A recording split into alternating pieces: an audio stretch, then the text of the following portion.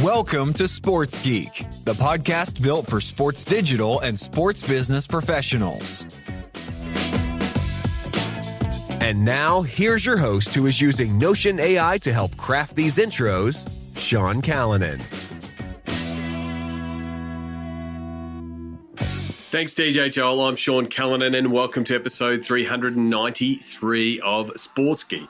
This week, I chat with sports journalist and new author of the book Angeball, Vince Rugari, about the whole process of creating the book, and we talk a lot about the state of football here in Australia. Thank you very much for listening. You might be doing so at our website, sportsgeekhq.com. That's where you can find all the episodes, or you could be listening on your favourite podcast platform, whether that be Apple, Spotify, or my favourite, Pocket Casts. Before I get stuck into this episode, remember I do love working with podcast listeners. If you find yourself nodding during the podcast, maybe agreeing with me or agreeing with my guest or saying, hey, that's a topic I want to dive into, please contact me. You can reach me at sean@sportsgeekhq.com or simply go to sportsgeekhq.com/phone call to book in a time for a chat. I really enjoyed this chat with Vince as we just both discussed the process of writing a book, but also the importance of storytelling and also how the digital team helped Ange Postecoglou deliver his message, both to his players and in some cases, the media. Please enjoy my chat with Vince Rugari.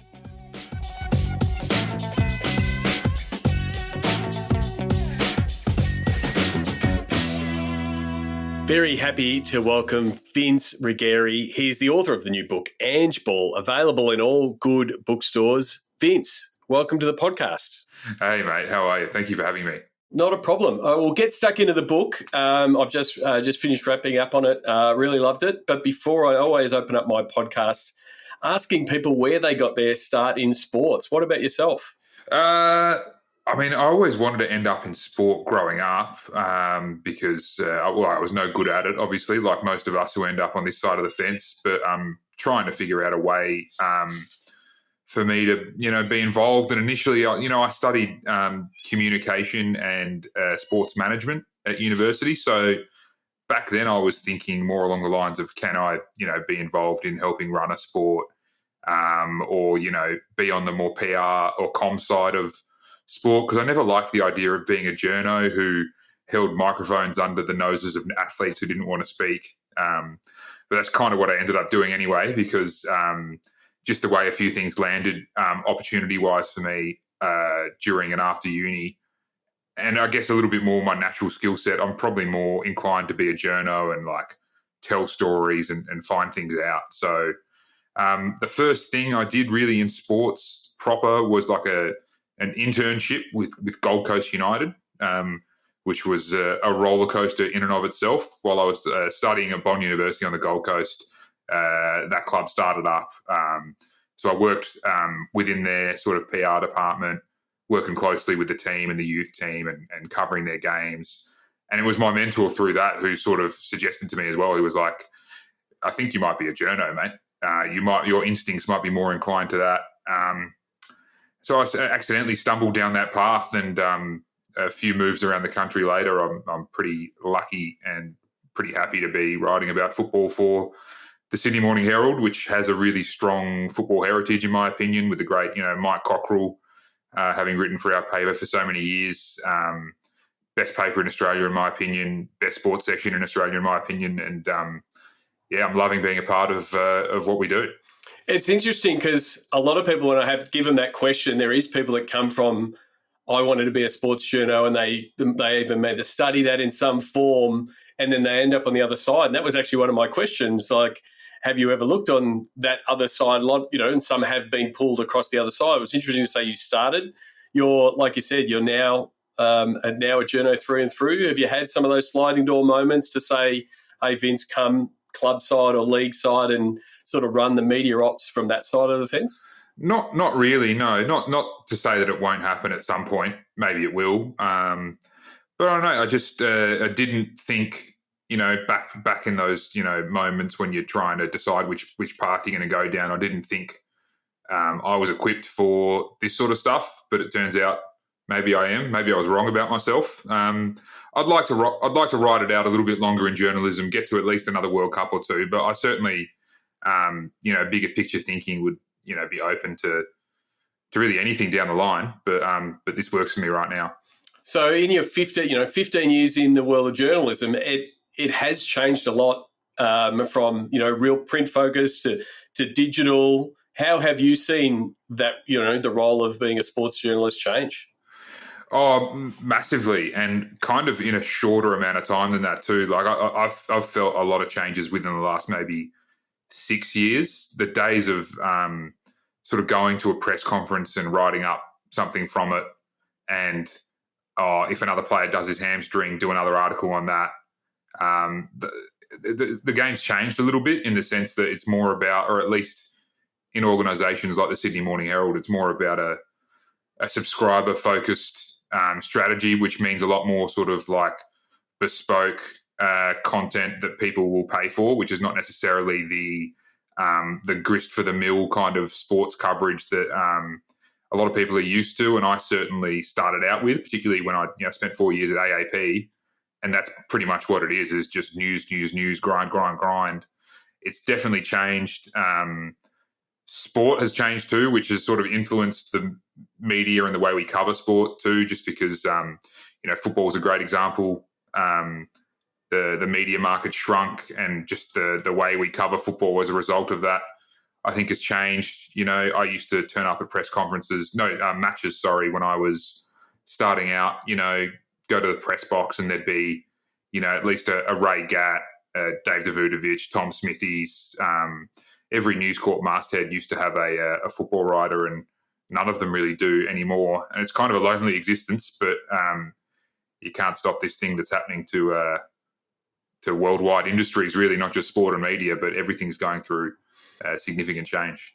Yeah, I mean, like when I started Sports Geek, 15 years ago, media departments in Clubland weren't, doing the reporting they're doing now. So that competition in the space is different. And then, as digital has evolved, like, the game report, because so much things are live and so much, so it's sports so more accessible, it's less likely that people are going to read a full match report that, we would have grown up on 20, 25 years ago. So has that sort of been the change, that you're sort of trying to poke at those stories, going contrary to things, like looking for that longer form piece that subscribers want, like diving in a little bit deeper, that has made that change for you? A little bit, yeah. A little bit of it has been sort of steered by, I think, strategic change at our papers, but I think it's also helped sharpen my sense of what can I do that you can't get anywhere else, sort of thing. Like, what's the best way for me to spend my time? Is it to chase something that will appear everywhere else at the same time, or can I use my expertise or contacts or creativity in terms of thinking up ideas or concepts for stories that will work better than that? It's a bit of that, but also just what you just said reminded me of another major thing that's happened and maybe replaced some of the stuff that's died off in media and sport and consumption as well. Is just like 15 years ago or 12 or whatever it was when I started out, podcasts were not a thing, really. Like, they used to be quite fiddly to get on your phone. But now, like, the podcast, particularly sport as well, and the way people follow sport, I think replaces a lot of the day-to-day news coverage, particularly even like some of the talkback radio kind of stuff that, when I was growing up and my parents would pick me up from school in Adelaide, at least when my dad was driving, the radio would always be on 5AA, KG and Cornsey's sports show. And that almost felt like where Adelaide came together to discuss sports. And that's still going, of course, that sort of thing. But there's so many other different strands now. And I think podcast is a really interesting one, because certainly now for me, when I finish watching a match that I'm emotionally invested in, I want to read as much as I can. But the next day, I want to listen to as much as I can too, even if it's 2, 3, 4 different podcast groups or teams talking about the same event, match, breaking it down in slightly different ways. I love that stuff as well. But that's changed. So that sort of stuff is almost like a competitor in some ways to what we do. But, just looking back at it all, though, who would have thought all of these things would be in play, some years ago. And is that, as we have the term now that didn't exist, 10 years ago, content creator. Is there as a journalist, do you have to now have these multiple strings to your bow to be able to talk on a podcast about the story you've done? Do a short report on video. Is that sort of something that a journalist needs in its skill set to be able to create content for different platforms? Yeah, definitely. And it's something I'm still sort of learning with. But certainly during the last 2 World Cups, so the last few years have been amazing for me because I've covered the Socceroos in Qatar, Matildas, obviously in Australia, both the best ever campaigns for Australia at men's and women's World Cups. And the demand from our guys at the Herald was, after a particular game, go outside the stadium and just shoot a 1-minute video and talk about what you saw, which is none of that comes particularly naturally to me because I'm not trained in it. And, I do my best communication via words, I would think, in terms of the written word rather than just getting on a camera and riffing. But you got to learn because that's what they want. And more now, we've got social media reporters in the newsroom who, if you've got a story that's interesting, you can file your story and that's okay. But then, they're going to come and look for you because they want to shoot something for TikTok. And then, I think journalists as well routinely get, particularly in sport, radio requests. So every now and then you're on the radio with a different group as well. So it's so different to the journalism that when I started out, even then, which wasn't all that long ago, it's so different to what it was back then to now. Because a lot of sports media now is both following the league or the sport of choice, but then you're also following the personalities around it. And now, journalists are becoming part of that. Talked about social media. I think journalists are the ones that are most either addicted to or high usage of Twitter, now X. How are you? I mean, you've been an active user for many years. I've discussed with a bunch of guests how it sort of dropped off or it's a little bit different now under Elon Musk's tenure. Has X changed a little bit for you over the last couple of years? Yeah, it's definitely gotten more intense, and the Australian soccer community is intense as it is, but it's almost like the floodgates have opened a lot more. Sometimes it's not a pleasant place to be, but also, I think I have to credit a lot of my career to my Twitter usage, funnily enough, just because it sort of helped me build a bit of a profile and give me a bit of a voice, particularly in football. Totally unintentional. I just get on there and probably too often say what I think rather than think about it a little bit more before I say it. But I also think that maybe that's what's appealed to so many people as well, is that when it comes to, me and the things that I think about in Australian football, I'm going to say what I think. It's hopefully it comes across as authentic because that's what it is. But I think that's a little bit more of the flavour that people like, particularly from journalists as well. Journalists aren't popular people, generally speaking. We're always down the bottom of the most trusted lists that end up in newspapers every year. It's like a journalist and lawyer or something like that, or insurance salesman. We're right down the bottom of the barrel. But I try to just be a normal person, open, honest, engaged, say what I think. So that's certainly benefited me. But the flip side of that is once your audience grows to a certain size, the small percentage of people who want to be abusive or even just debate in bad faith, that goes up. So you got to manage that personally, and sometimes it's a challenge, but I think I do okay. So you're not quite at the level of the NBA and the NFL insiders that are spending 23 hours on their phone because there is a I guess a tranche of journalists and newsbreakers and insiders that are using Twitter as here's the breaking news, which sort of goes against, if you're sending it back to your publisher to say, hey, go read my article if it's breaking for free on X. Is that something you're trying to manage? And, if you've got a story coming up that you're trying to tease, but you still want to drive people back to read the full piece? Yeah, that's challenging actually, because you're right. My job is to bring readers to the Sydney Morning Herald, and they're not necessarily going to access Twitter or if I'm sending eyeballs to a piece of breaking information that doesn't contain a link to the Sydney Morning Herald website, at least, I'll probably get in trouble for that. It's just not it's just not on in terms of what the bosses actually want. So it is sometimes annoying when people do receive the same information as you, but then they just tweet it out because that's their model or whatever. And that's fine. That's, play on. But for me, I've got to wait until I've got, particularly for the more sensitive things, all the facts together, written, subbed, legally vetted. And it's also sometimes got to be timed correctly as well when we release it to make sure that it sees the most amount of eyeballs as well. So I wish sometimes I could just say what I know when I know it. But we do things differently, I guess. Oh, definitely. I will touch on a bit. The only other thing I want to talk about journalism before we get onto the book is just the rapid change that's in the space now.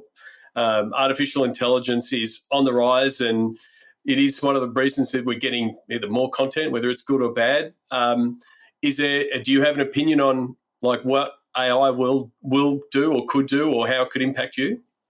I sense it's a little bit like the discussion that's going on around the moment with the Australian government and wanting to limit social media for kids. It's a bit like the genie's out of the bottle, I think, and you're not going to get it back in. So it's a case of what do you do about it? And for me, I think there's a lot of benefits to AI usage in journalism as long as you can leverage it to enhance the things that only humans can do versus using it to replace humans. A lot of menial data stuff, little things like that can be organised in an instant with AI that would take you half a day potentially if you did it manually. I think AI can certainly help spark ideas in the creative process, but it can't give you ideas. Those have got to come from within, but maybe they can give you different prompts that you put inside your brain to then come up with things. I think there's potentially even, the daily sort of sport news coverage. I could easily see within a few years that some of that starts to be AI generated. Doesn't mean you can just let AI let it run loose on a sport and just run what it says, but you read through it and you vet it. Because what that can do then, particularly if you're taking, say, a press release and trying to turn that into a story, if AI can give you a draft of that within 20 seconds, then that's good because that saves me 30 minutes to an hour, which I can instead spend on the phone with people who were involved in the making of that decision. And then I can go back into that story and add insight and analysis and color that an AI or a computer can never provide. So in that way, I think it can actually be really helpful. And then the other thing is I would be completely lost without Otter in terms of transcribing interviews.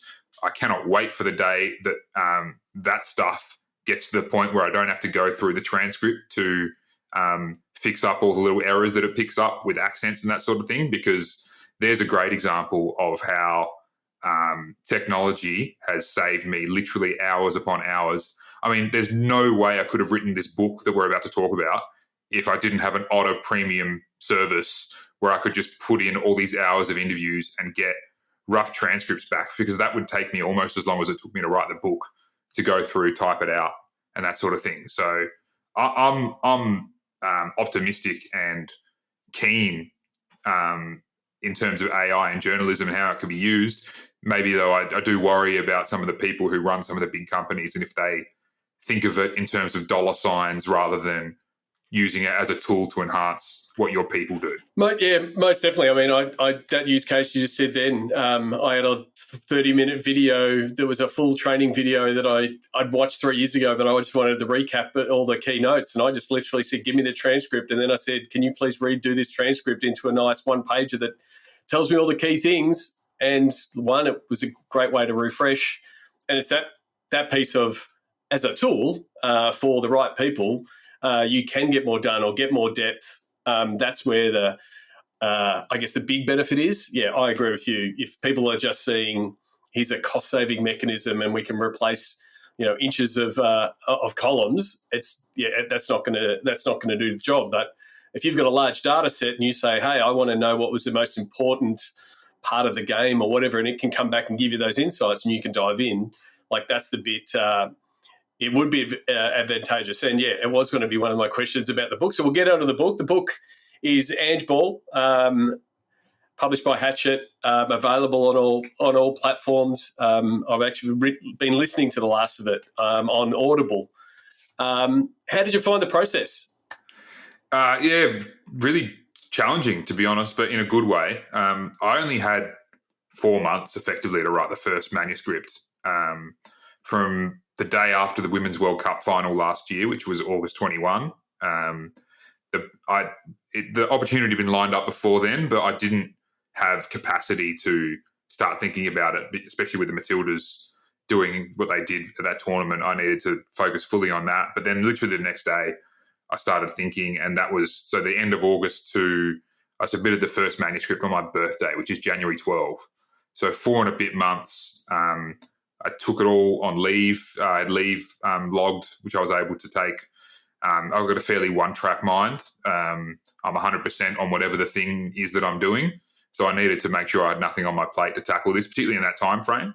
And it was every day, most nights, doing something, whether it's getting interviews in the can or sorting through it and piecing it together, or a 3-week period I spent in London going to a couple of Spurs games, interviewing Ange, those sorts of things. And a lot of archival stuff, like through work, we've got a facility to look back at newspaper archives going back, 20, 30 years plus.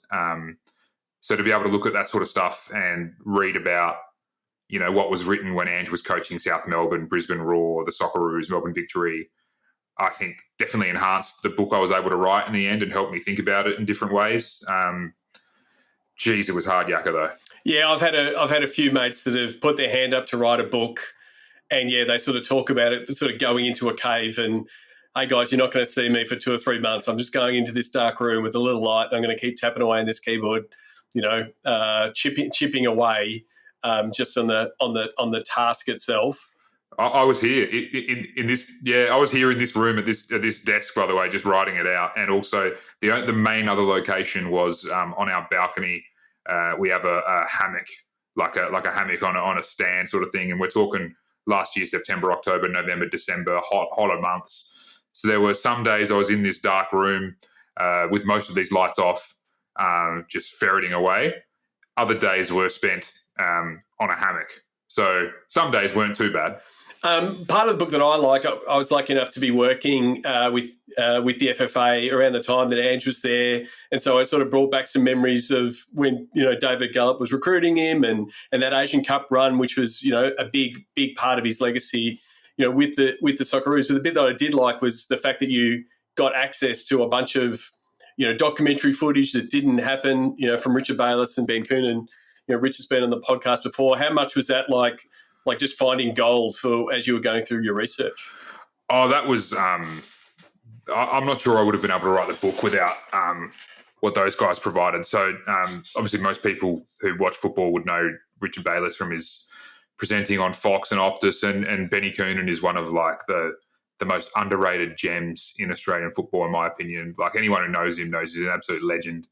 If you've watched video stuff, most videos that have been created, video content, documentary content that relates to Australian football, he's usually involved somewhere in there. So these guys were filming a behind-the-scenes documentary on that qualification campaign for the World Cup with FFA's assistance, but that got spiked when Ange left. Bert van Marwijk came in, and they had no interest proceeding with it. But they've been able to use parts of it over the years. Like a couple of years ago, Optus did a thing called Football Belongs, which was about the 2020 Euros and just connecting European influence on Australian football through all the migrant clubs of the 50s, 60s, 70s. So bits of what I used was used for that. But Benny sent me like a 20 gigabyte Dropbox link, and it was the full versions of some of these speeches that people have seen snippets of before, which were seriously incredible. And then also, the videos that Ange got Ben to put together to help inspire the team, clips of great Australian sporting achievements, or different things that he would touch upon to fire him up mentally and all that sort of stuff. It was you'd always want to be there for those moments, but this is basically the next best thing. I was almost like I was able to go back in time and sit there in that room with these players and listen to what Ange tells them, or try and imagine what it would be like before a game to watch this video of Ian Thorpe and Mick Doohan and Pat Rafter winning things on the global stage, and then Ange making the suggestion like, now it's your turn, sort of thing. You can go do that. That was so good, but not just the video content. They'd done some interviews with Ange and some players as well, which were going to be used for the documentary. And because I had such a massive time restraint on producing the first manuscript, I was able to use little parts of the interviews that they'd done to plug some holes that I had. And in looking back, I would have been scrambling to plug those holes with stuff that I'd sort of, got from people myself. So they kind of made the book possible in a way. But put that aside, they also just enhanced it in a massive way with the insights I could take from everything that was in that Dropbox link. Yeah, I mean, I love that inner room stuff, and we're always working with sports teams or leagues to build that trust with the coach, and for Benny to get that trust of Ange to both cut these videos together as part of his pre-game address and pump up stuff, but then also say, I want the lapel mic. I want you to record this for me. Now, whether, like you said in the book, whether Ange is like, I'm going to use this as a bit of a resume builder, like down the track, but just also to build that close relationship. It's unfortunate the asset, the film didn't get up and the doco didn't get up, but it is, if you're working on that team side, if you can build a relationship, the content that you can get is so rich, and it's exactly what the fans want, and it's worth the hard yards to build trust with your coaching and your high performance staff to get that stuff. Yeah, absolutely. I'd like to think I was able to finish off the documentary they started in a different sort of way.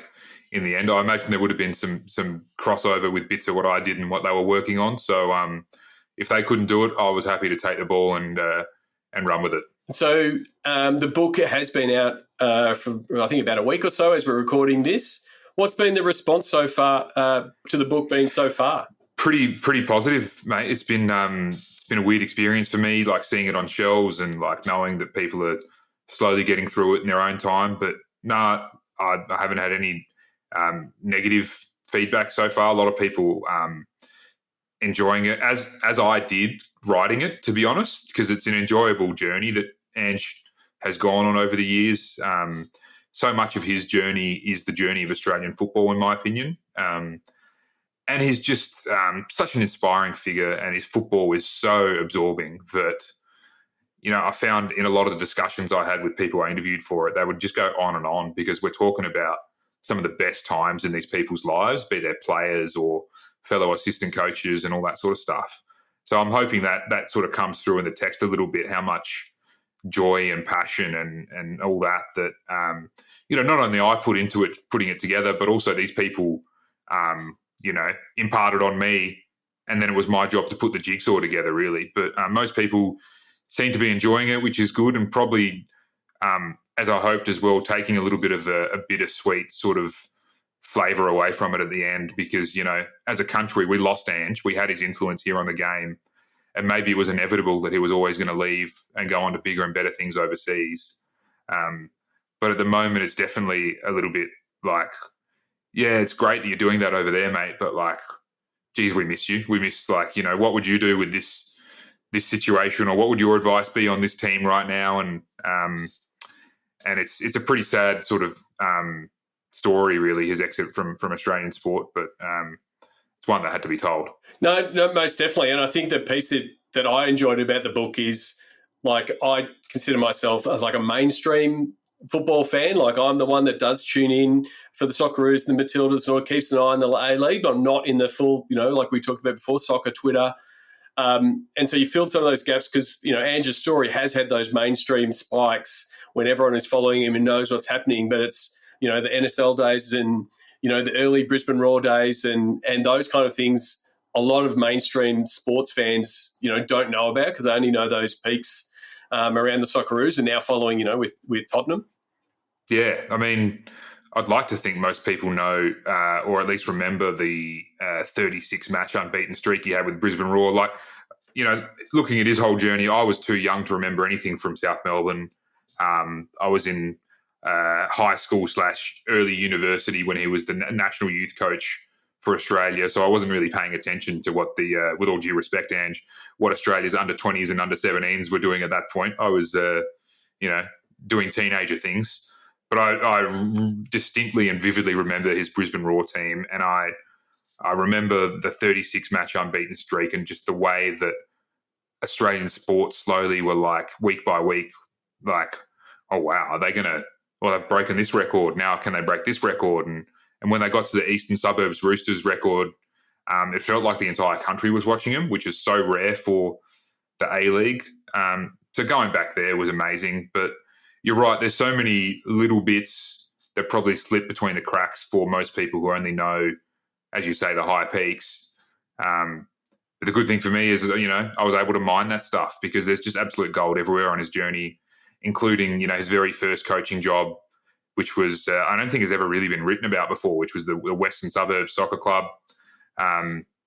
There's probably a lot more to tell there. I've probably scratched the surface, but who would have, nobody knows this stuff. Not even Ange included that bit in his book that he wrote some 8 years ago.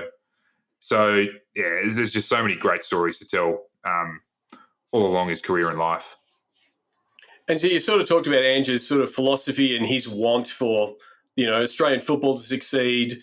Australian football, again, I've spoken to people in the US, and we talk about the code wars we have in Australia with, the AFL and the NRL, and, in soccer and football being part of that, fighting for the word football. I was sort of moving away from the book and looking at football in Australia, like the A-League is kind of be coming up on 20 years. Where do you currently see football in Australia? Yeah, it's complicated. Up until recently, the national teams have been in great shape, but the Matildas currently don't have a coach, and probably in need of someone who could put them in a new direction and sort of regenerate the team. And the Socceroos are certainly at their lowest ebb since I've been covering the game seriously, in terms of losing to Bahrain at home and then drawing with Indonesia.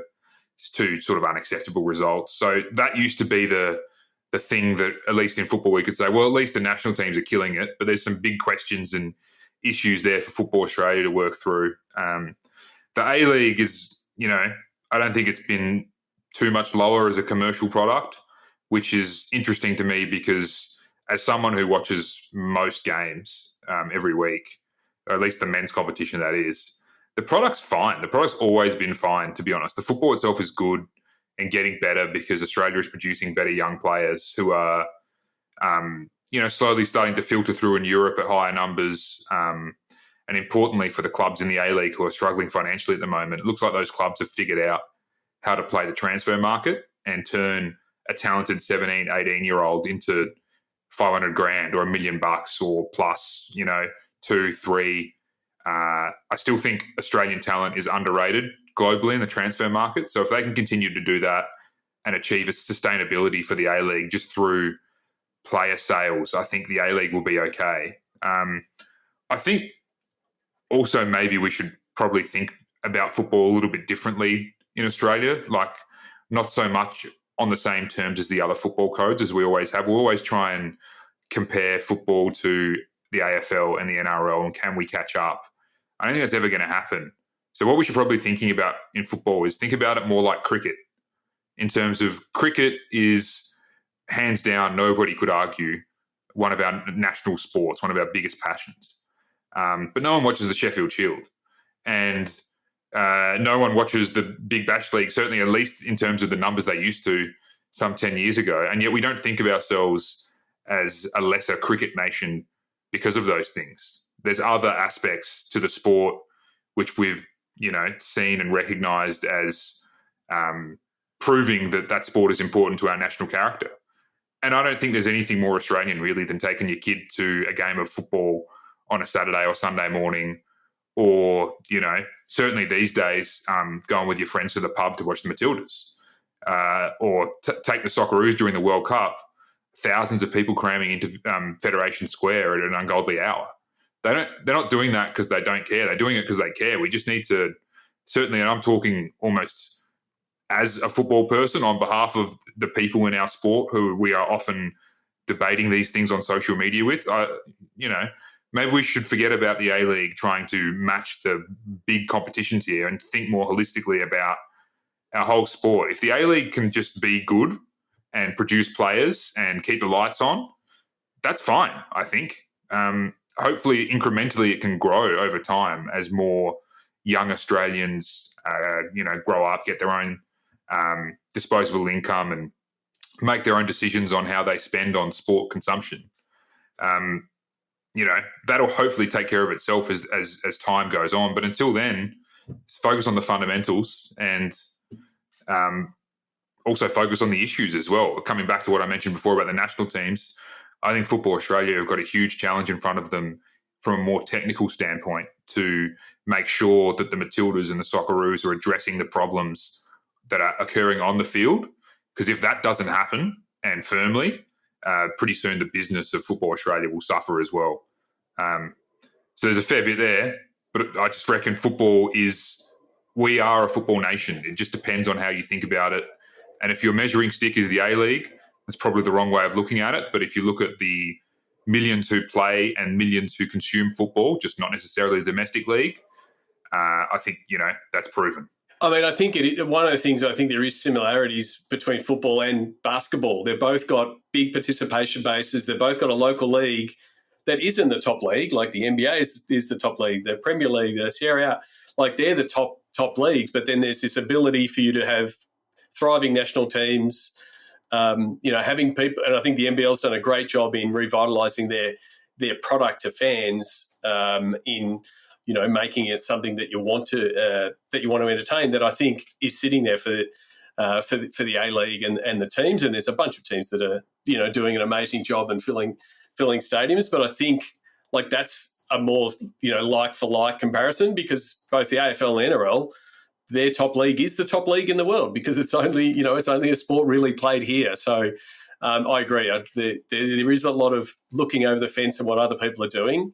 And it's probably something to focus on your own product and the vast fan base and participation base that football has. The other thing I'd mention, which is an important piece in all this, is like, there's so many people who watch the Premier League in Australia but don't care about the A-League, right? Like, even if we just converted half of them, the A-League would be in rude health. Like, the A-League doesn't have to go after fans of the other codes or people who don't like football. There's enough people in Australia who like football for that competition to be sustainable and successful. And I think it will get there, but I think one of the big parts of it is this whole transfer market stuff. Now, I know people use the fact that the best players leave the A-League as a bit of a stick to beat it with in terms of you can't retain talent, why would anyone watch?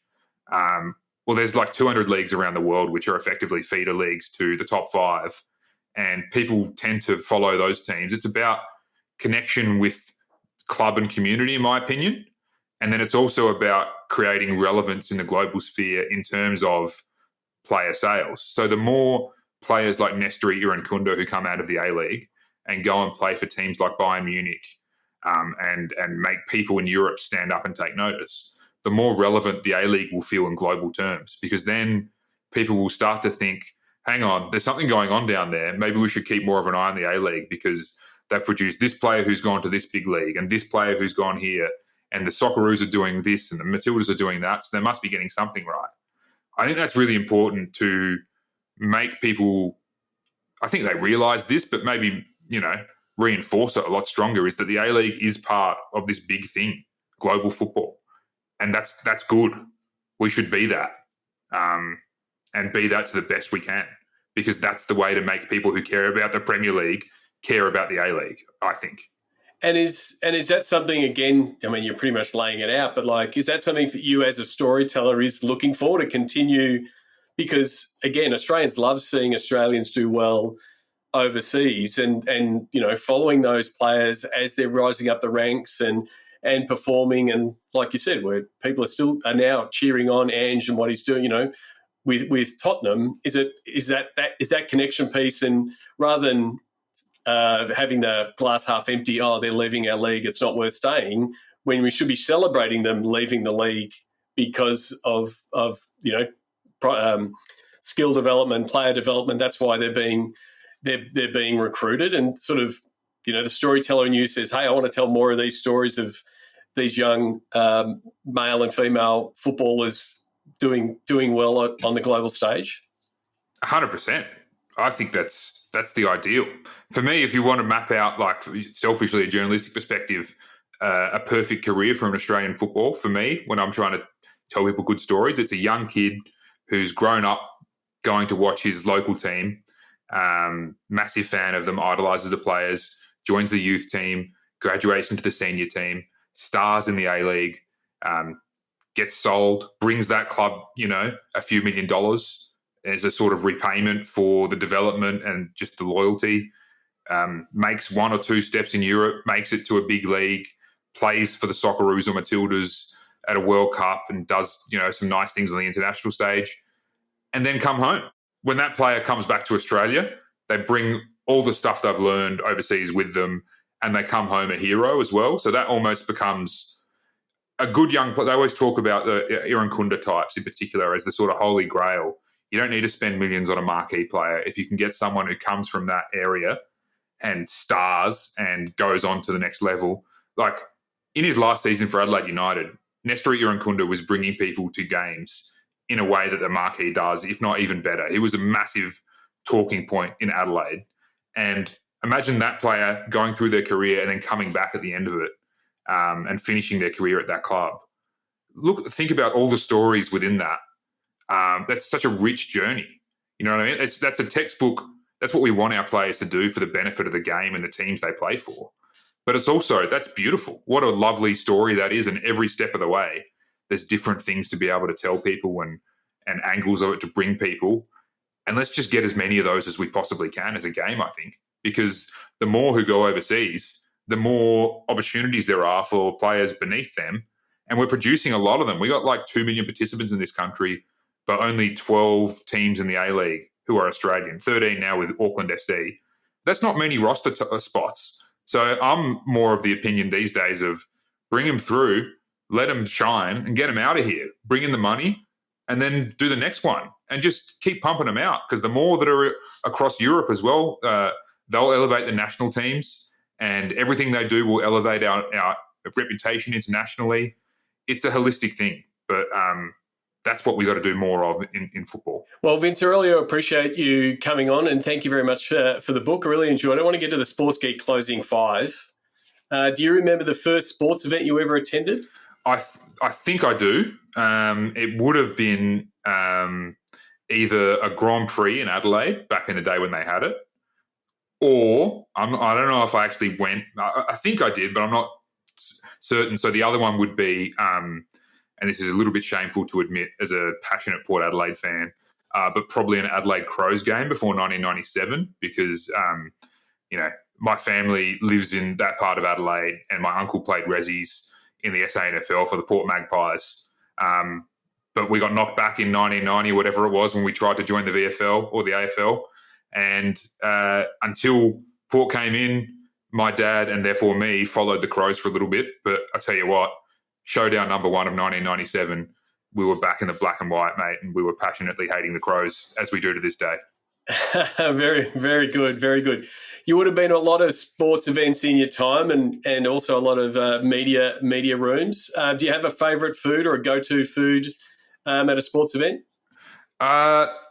Sort of, not really. The way I thought about this question was the best press box food experience I've ever had was when I was in Saudi Arabia, I think in either 2016 or 2017 for a Socceroos away fixture. And this was the pre-match press conference, so not even the match itself.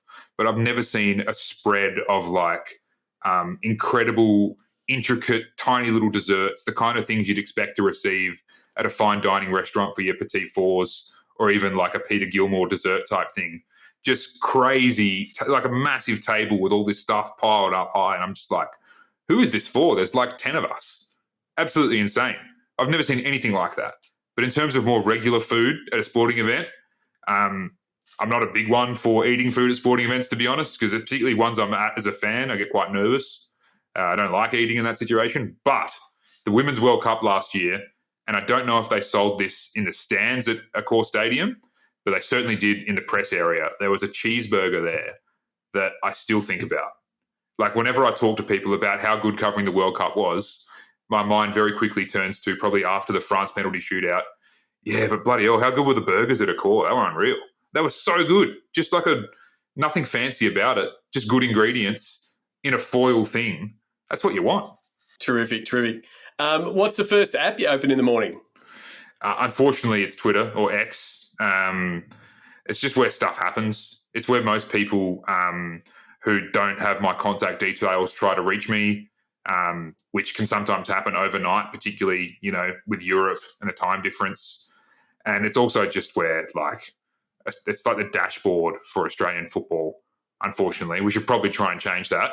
But until then, it is what it is. And is there someone that the podcast listeners should follow? Might be a fellow author or someone that you follow that they should give a follow to, and why? Yeah, I want to give a shout out here to, so on X, it's the username is Scout_Aussie, and on Instagram, it's Aussie Scout1, one word.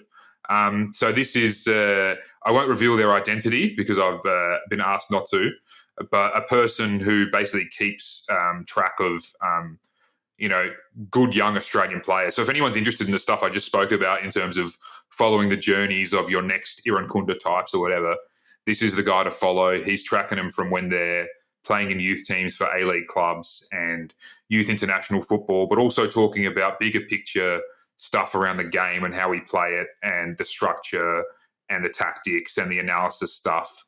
This has been one of the best sort of recent additions to soccer Twitter in the last couple of years, is this Aussie Scout guy who remains anonymous, but hopefully one day soon will reveal themselves. Terrific. Did you find out what Ange's burner accounts were in your research? I didn't know, but I am assured, at least during the Socceroos days, there was one, and I vaguely remember apologising to him under my breath at one press conference after I'd understood this, just saying yeah, sorry about all the tweets in general, sort of thing.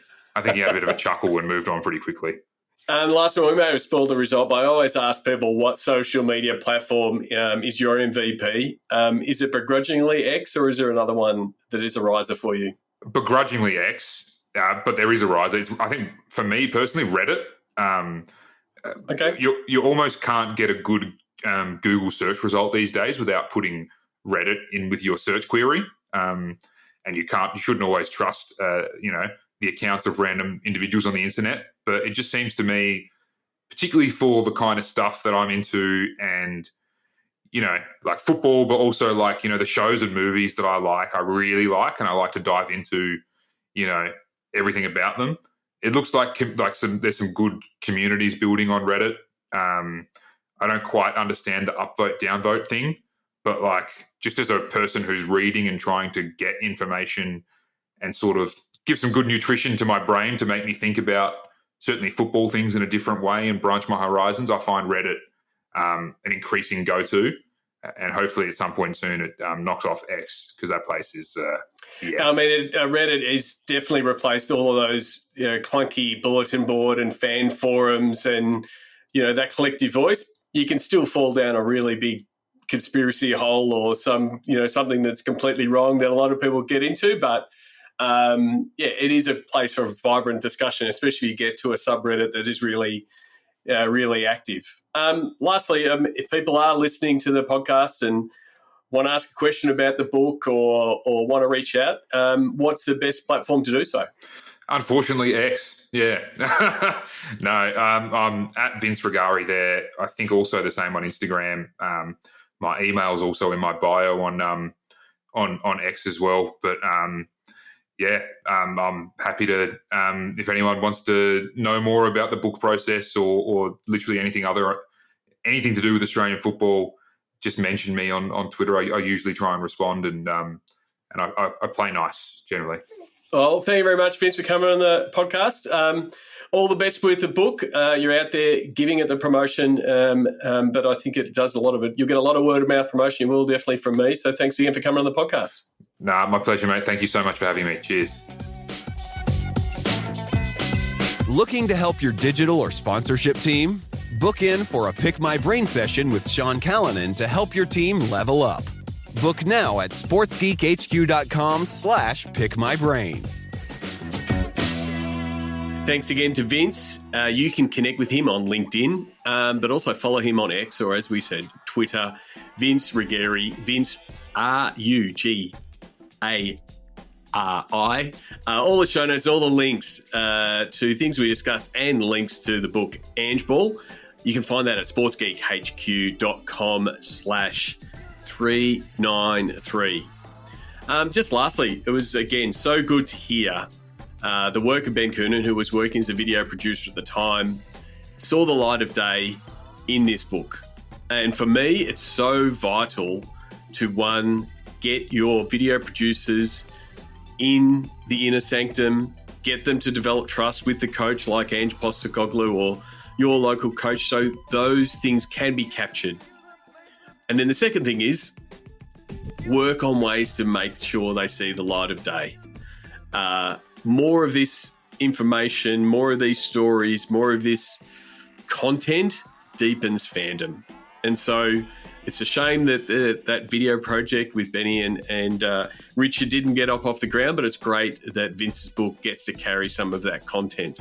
But if you're in charge, if you're working with a digital team and capturing content, my advice is to, first of all, capture it. You can't publish stuff you haven't captured. But then also work really hard and fight really hard to show as much of that content as you can. Yes, it's great to be sharing it in the good times when you win, but also bringing your fans in during the low times can also be just as effective. So great to hear both that the process was working and then also coaches like Ange leveraging the digital staff to both share their message, but also understanding that they can get that message across. And it's really important for them to have some of those key moments recorded. Before I wrap up, I'm currently up to my neck in AI tools. I'm really leaning in, bringing back my geek skills, even cutting a little bit of code with effectively my pair programmer that is AI tools. So I'm using Claude and playing around with Cursor and OpenAI and a few others on a whole bunch of different projects and a whole bunch of different use cases. Yes, looking to simplify our content process with clients, also trying to build some small fan-facing tools that get past some small problems that are causing hiccups, but then also just looking at ways the different AI tools can be used to help us do more and also help deliver for the fans. So is it something that you're looking to tackle, trying to figure out? It's a very wide landscape, and there's a lot of tools available, and they're at varying levels of completeness, but you can get some really good results. So if you're struggling with AI, even if it is at a cursory level, trying to figure out what the landscape looks like, or hey, what will our strategy look like, or if you're like in that first phase of setting up some AI projects for your team to tackle, let's chat. Please reach out to me. I'd love to set up a few workshops and help you find your path and use the tools to, what I've always done, use technology to better serve fans. And I think that's what AI does offer. So you can contact me, Sean, at sportsgeekhq.com is how you can get me, or go to sportsgeekhq.com and reach out. Until next episode, my name is Sean Callanan, and you've been listening to Sports Geek. Do you get Sports Geek news? Sean Callanan analyzes the latest sports business articles for you weekly. Sign up at sportsgeekhq.com. Want to help drive more revenue from your digital efforts? Book a time for a call. Go to sportsgeekhq.com/phone call.